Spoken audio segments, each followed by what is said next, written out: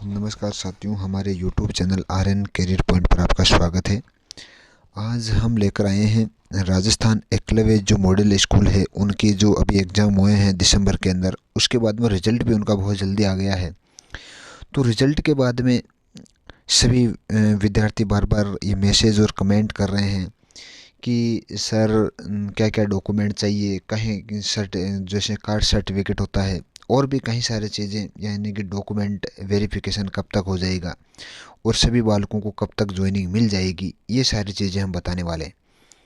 तो मैं ये चीज़ें सभी चीज़ें आपको बारी बारी से बताऊंगा। इसके लिए आपको वीडियो में आप लगातार बने रहिए और वीडियो को आप जिस तरह से देख पा रहे हो तो अच्छी तरीके से आपको देखना है। और मैं भी आपको कुछ चीज़ें भी बताने वाला हूं जिनसे कि डॉक्यूमेंट जो वेरिफिकेशन हो रहा है उसके आधार पर आप लोगों को कैसे तैयार रहना है।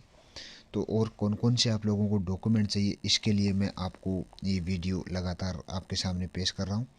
तो आपको अच्छी तरीके से देखना है, सभी बच्चों को ज़्यादा से ज़्यादा आप अन्य लोगों के पास भी पहुँचाना है ताकि प्रत्येक बालक इस डॉक्यूमेंट को, यानी कि समय रहते डॉक्यूमेंटों को तैयार कर सके। तो जैसा आप देख रहे हो कि नई दिल्ली से एक आज नई अपडेट आई है, नौ जिनमें प्रतियोगिता परीक्षा 2023-24 दस्तावेज सत्यापन के संबंध में है। उपरोक्त विषयांतर्गत निवेदन है कि प्रासंगिक पत्रक्रम में दिनांक एकलव्य मॉडल स्कूल आदर्श आवासीय शैक्षणिक और गैर शैक्षणिक पदों पर नियमित और कार्मिक भरे जाने हेतु सीबीएसई बोर्ड द्वारा एकलव्य आदर्श आवासीय स्कूल परीक्षा में सफल अभ्यर्थियों को दस्तावेज सत्यापन हेतु नोडल ऑफिसर व्यवस्थापक 6 कमेटी का निर्धारण सम्मिलित अधिकारियों का विवरण इस प्रकार दिया गया है।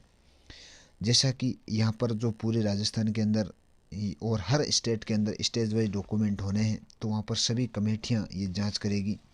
जैसे राजस्थान के अंदर जो भी कर्मचारी है उसका पहले नाम है और जो नोडल अधिकारी है और फिर उसके कॉन्टैक्ट नंबर, यानी कि अगर कोई भी अगर सिलेक्टेड बच्चा है तो वो कॉन्टैक्ट, कोई भी अगर समस्याएं हैं, क्योंकि अभी उनको कॉल नहीं करना तब तक आपके डॉक्यूमेंट की डेट नहीं आ जाए, क्योंकि अभी उनको ट्रेनिंग होगी पहले, और ट्रेनिंग के बाद में उनको ये बताया जाएगा कि आपको ये डॉक्यूमेंट चाहिए, इस डॉक्यूमेंट के इतने इतने जो है वो प्रतियाँ चाहिए। तो वो सारी चीज़ें मैं आपको पहले बता देता हूँ कि हमारा डॉक्यूमेंट भी हुआ है, तो मैं आपको चीज़ें बताऊँगा ये। तो जैसे यहाँ पर बनाए गए हैं 6 ग्रुप बनाए गए राजस्थान के अंदर। जैसे नोडल ऑफिसर है, 2 ट्राइबल उदयपुर के हैं, यानी स्पोर्ट ऑफिसर, कमिश्नर ऑफिसर, इनके भी यहाँ पर नंबर दे रखा है, यानी कि शाकिल हुसैन है। डॉक्यूमेंट वेरिफिकेशन की जो कम्युनिटी है वो है, यानी कि मुकेश वैष्णव है, मनीषा खोतरिया है, भारत लाल मेहरिया है। तो वहाँ पर क्या है कि एमआरएस जोठाना, यानी कि उदयपुर से एक टीम बनाई गई है और सभी के नंबर भी है। नंबर पर मैंने जैसे बताया कि अभी आपको कॉल नहीं करना है, क्योंकि अभी कॉल करने से क्या होगा कि उनको खुद को पता नहीं है कि क्या क्या डॉक्यूमेंट तैयार करना है। पहले उनकी एक लगभग 3-4 दिन ट्रेनिंग होगी, उनको पूरा ये ऑनलाइन सिस्टम समझाया जाएगा कि आपको कैसे कैसे उनको वेरीफाई करना है। तो ये सारी चीज़ें हैं वो आप जिस तरह से यहाँ पर देख पा रहे हो नंबर वगैरह, तो आप नंबर भी आप स्क्रीनशॉट भी ले सकते हो। उसके बाद में जैसे यहाँ पर डॉक्यूमेंट वेरिफिकेशन कम्युनिटी जैसे बांसवाड़ा की भी है, यहाँ पर राजस्थान 6 टीमें राजस्थान के अंदर होगी, बांसवाड़ा की भी है, डूंगरपुर सांगवाड़ा की भी है, जयपुर की भी, भरतपुर जयपुर की भी 2 यहाँ पर एक टीम बनाई गई है। तो यहाँ पर ये कमेटी है वो आप लोगों के डॉक्यूमेंट लेकर के और ये तय करेगी कि किस अभ्यर्थी का अगर सही डॉक्यूमेंट है तो आपको कहीं भी डरने की आवश्यकता नहीं है। आराम से आप डॉक्यूमेंट चेक करवाइएगा और आपका जो सिलेक्शन है वो सुनिश्चित है। तो उक्त कमेटी चयनित अभ्यर्थियों को दस्तावेज जांच हेतु डॉक्टर अमरता दादिच, अतिरिक्त जिला शिक्षा अधिकारी कार्यालय, उपायुक्त जनजातीय क्षेत्रीय विकास विभाग उदयपुर प्रभारी अधिकारी नियुक्त किया जाता है। दस्तावेज जांच के जनजातीय जो स्थान है ये बहुत महत्वपूर्ण है, ये बहुत महत्वपूर्ण है कि जो जनजातीय बालक खेल छात्रावास खेल गांव उदयपुर राजस्थान में रखा गया है। खेल गांव में उक्त कमेटी की व्यवस्था हेतु खेल अधिकारी आयुक्त जनजातीय क्षेत्रीय विकास उदयपुर में लगाया जाता है। इसके अलावा ये प्रतिलिपि है ही। और उसके बाद में जो मैं आपको बता रहा था कि राष्ट्रीय आदिवासी, यहाँ पर जो यह दिया गया है सब्जेक्ट के अंदर भी बहुत सारे चीज़ें हैं। तो जैसे कि मैं आपको थोड़ा सा इसको हिंदी अनुवाद करने की भी कोशिश करूँगा ताकि आप लोग प्रत्येक सुनने वाला अभ्यर्थी वो समझ जाए कि NESTS 10,339 जो पद है शिक्षण और गैर शैक्षणिक पदों को भरने के लिए ESSE 2023 के माध्यम से एक केंद्रीकृत भर्ती का अभियान चलाया जा रहा है। पूरा इसका हिंदी अनुवाद कर रहा हूँ मैं, आराम से सुन लीजिएगा।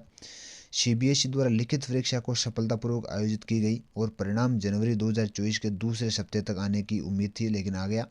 उसके बाद अंतिम रूप से शॉर्ट लिस्ट किए गए उम्मीदवार दस्तावेज सत्यापन किया जाएगा, जो राज्य सोसाइटी स्तर पर किया जाना सुनिश्चित है।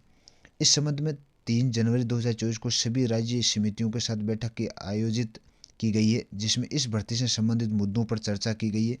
ये निर्णय लिया गया है कि राज्य समितियां दस्तावेज सत्यापन की प्रक्रिया अंजाम देंगी और प्रत्येक राज्य के लिए दस्तावेज सत्यापन के लिए उम्मीदवारों की संख्या, दस्तावेज सत्यापन प्रक्रिया पूरी करने के लिए चेकलिस्ट उचित समय पर साझा की जाएगी, ताकि प्रत्येक विद्यार्थी, अभी चेकलिस्ट के बारे में बताऊंगा मैं, आप अंत तक बने रहिए। क्या क्या डॉक्यूमेंट चाहिए, कितने शेड बनाने, वे सारी चीज़ें मैं बताऊंगा मैं। आप वीडियो के अंत तक बने रहिए और देखते रहिए। उसके बाद में ये देखते हुए कि राज्य समितियों को प्रत्येक टीम के साथ गठन करना, दस्तावेज सत्यापन सुचारू रूप से संचालन के लिए कम से कम 3 अधिकारियों को शामिल किया जाएगा। प्रक्रिया आपसे अनुरोध है कि आप टीम का गठन करें और अधिकारियों को आगे जांच के लिए निर्देश भी दें। तो ये सारी चीज़ें हैं वो यहाँ पर बताई गई है। इसके अलावा जो नीचे होगा, जैसे ये कितने कितने पद है वो यहाँ दे रखा है। और उसके बाद में जो अगला, जो मैं आपको इसका भी थोड़ा सा हिंदी अनुवाद करने का प्रयास करूँगा और आप लोग भी समझाने का प्रयास करूँगा। यहाँ पर जो सब्जेक्ट के अंदर दिया हुआ है कि EMSE 2023 में चयनित दस्तावेज सत्यापन के संबंध में, तो यहाँ पर भी दे रखा है कि एडमिन रिक्रूटमेंट ऑफ 2023 9/1/2000 सुनिश्चित किया गया कि ESME 2023 के माध्यम से अंतिम रूप से शर्ट ले अभ्यर्थियों के दस्तावेज सत्यापन एवं सोसाइटी किया जाना है। रोजगार मेला स्थायी रूप से फरवरी के पहले सप्ताह में निर्धारित है। प्रति स्थान लगभग 10 उम्मीदवारों को व्यक्तिगत रूप से रोजगार मेले में भाग लेना होगा। तदनुसार सभी राज्य समितियों को अपने अपने राज्य के प्रति केंद्र में कम से कम 30 उम्मीदवारों को दस्तावेज सत्यापन करेगा। ये देखते हुए राज्य की समितियों को दस्तावेज सत्यापन प्रक्रिया सुचारू रूप से टीमों का गठन करना होगा और प्रत्येक टीम के लिए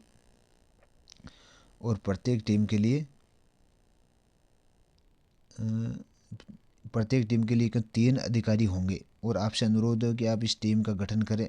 तो ये सारी चीज़ें वो अधिकारियों के बारे में है। तो यहाँ आपको कुछ नहीं करना है, ये सिर्फ अधिकारियों के निर्देश के लिए चीज़ें थी। तो मैं इस तरह से आप लोगों को दिखा रहा हूँ। अब आपको महत्वपूर्ण चीज़ अब आपको मिलने वाली है। तो यहाँ पर एक अब महत्वपूर्ण चीज़ आप लोगों को देखना है कि दस्तावेज सत्यापन वेरिफिकेशन के लिए आपको क्या क्या आवश्यक दस्तावेज, ये महत्वपूर्ण वीडियो इसी पर बनाने का मेरा उद्देश्य था कि शैक्षिक योग्यता प्रमाण पत्र जो विज्ञप्ति के अनुसार मांगा गया है, आपने जब पहले फॉर्म भरा था तो इनसे पहले पूरी विज्ञप्ति को आपने अच्छी तरीके से पढ़ा हुआ कि भाई क्या क्या योग्यता बालक की होनी चाहिए। उसके बाद में कास्ट सर्टिफिकेट OBC वाला भी होना चाहिए। OBC EWS आवेदक को अंतिम तिथि से पहले बना हुआ है। अगर अंतिम तिथि से, जो आवेदक अंतिम तिथि से काफ़ी पहले या बाद में बना हुआ है, तो उस अभ्यर्थी को 50-50 रुपये के 2 शपथ पत्र बनवा के लेके जाना है, जिनसे कि वो शपथ पत्र के माध्यम से कहा जाता है कि अगर कोई भी मिस्टेक होती है तो इसके लिए मैं स्वयं जिम्मेदार हूँ, इसलिए शपथ पत्र लिखवाए जाते हैं। स्टेट क्वालिफाई सर्टिफिकेट भी आपके पास होना चाहिए। 8 पासपोर्ट साइज फ़ोटो, ये बहुत इंपॉर्टेंट है। फ़ोटो आपको छोटी जो पासपोर्ट साइज फ़ोटो होती है वो रखना है। मूल निवास प्रमाण पत्र भी आपको तैयार रखना है और मूल आवेदन की 2 प्रति और प्रवेश पत्र की 2 प्रति भी आपके होने चाहिए। ये बहुत ज़बरदस्त चीज़ें हैं, आपको ध्यान में रखना चाहिए। अभ्यर्थियों को इस प्रकार के सभी डॉक्यूमेंट के 3 सेट बनाकर, 3 सेट एक अभ्यर्थी खुद के पास रहेगा, एक जैसे कोई भी स्टेट लेवल पर रहेगा और एक केंद्र सरकार के पास जाएगा, तो केंद्र के अंदर जाएगा जो भी डिपार्टमेंट है। OBC अभ्यर्थियों को SDM द्वारा जारी ओरिजिनल OBC सर्टिफिकेट की 2 प्रतियां लेकर जानी है, जैसा कि विज्ञप्ति में OBC फॉर्मेट दिया गया है। यानी कि SDM से OBC के जितने भी ओबीसी का जो सर्टिफिकेट बना हुआ है उस सर्टिफिकेट के नंबर उस जैसे एक प्रिंट आएगा उस पर लग जाएगा और एसडीएम को डायरेक्ट साइन करके 2 प्रति आपको लेके जानी है। सभी अभ्यर्थियों को डॉक्यूमेंट फरवरी के दूसरे सप्ताह तक हो जाएंगे और अप्रैल के प्रथम वीक तक सभी अभ्यर्थियों को ज्वाइनिंग दे दी जाएगी। आप हमारे वीडियो को ज़्यादा से ज़्यादा शेयर और सब्सक्राइब करें। मैं अगली बार ये भी बताने वाला हूँ कि कोई अभ्यर्थी अगर एग्ज़ाम दिया है और उसका नंबर कैसे होगा, कितने अभ्यर्थी, अगर मान लिया कि अगर सिलेक्शन कोई विद्यार्थी डॉक्यूमेंट में निकलता है तो वापस रिवाइज जो लिस्ट है वो कब तक आएगी, ये सारी चीज़ें मैं अगली वीडियो में जानकारी देने वाला हूँ। तो आज के लिए इतना ही। वीडियो को ज़्यादा से ज़्यादा शेयर करें, लाइक और सब्सक्राइब करें ताकि हम आपको ज़्यादा से ज़्यादा जानकारी देते रहें। ये डॉक्यूमेंट की जो शीट है आप उनको एक अच्छे तरीके से एनालिसिस करके और आपको ये पूरे शेड तैयार करने हैं। तो आज के लिए इतना ही। जय हिंद।